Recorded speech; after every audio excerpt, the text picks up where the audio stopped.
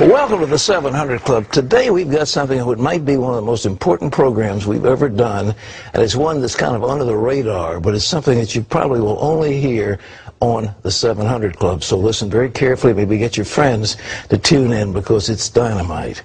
Well, Islamists made a strong showing in Tunisia's election, and Libya's new leader is talking about Islamic law. That's why some say Islam, not democracy, is dominating the so-called Arab Spring. And it's fueling talk about the possible restoration of what's known as the Islamic Caliphate. Chris Mitchell has more.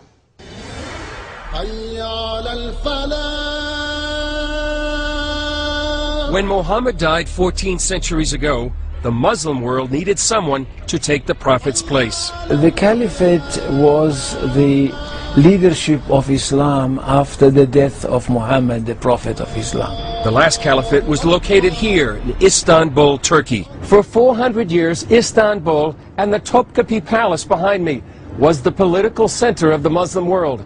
From here, the Turkish sultans ruled the Ottoman Empire as caliphs from 1517 until the empire fell after World War I. But in 1924, the Turkish leader Ataturk abolished the caliphate.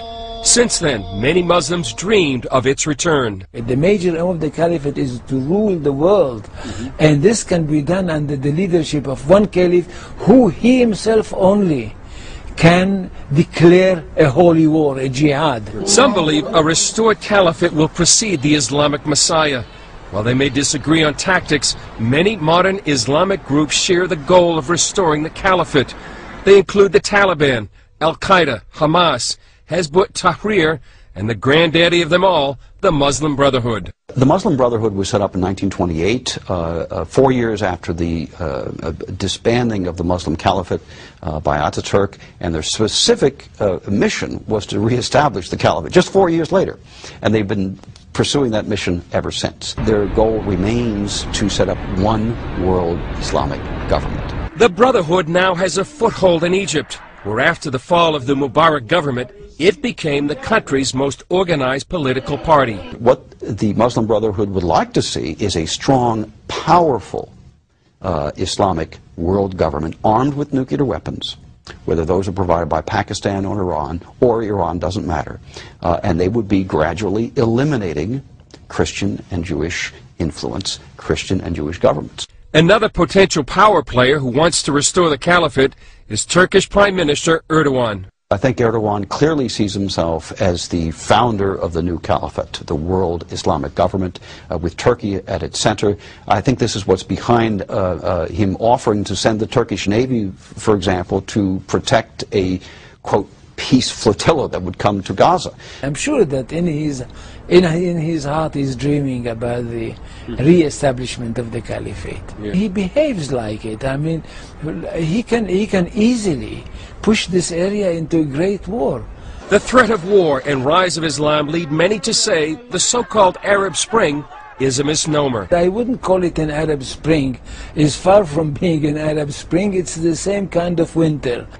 Chris Mitchell, CBN News, Istanbul, Turkey.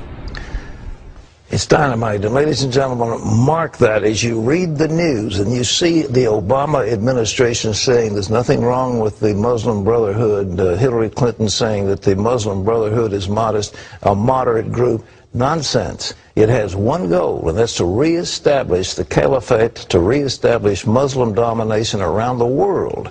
Just watch it when you read your headlines. What happens in Tunisia? What happens in Egypt? What happens in Syria? What happens in Iran? What's going to be happening in Iraq as soon as we pull out? What happens in Pakistan? And you read what Karzai said in Afghanistan. He said if it came down to a showdown between the United States and Pakistan, he would put Afghanistan on the side of Pakistan against the United States. Now, that's what we're facing. Okay, well, so much for the alarm.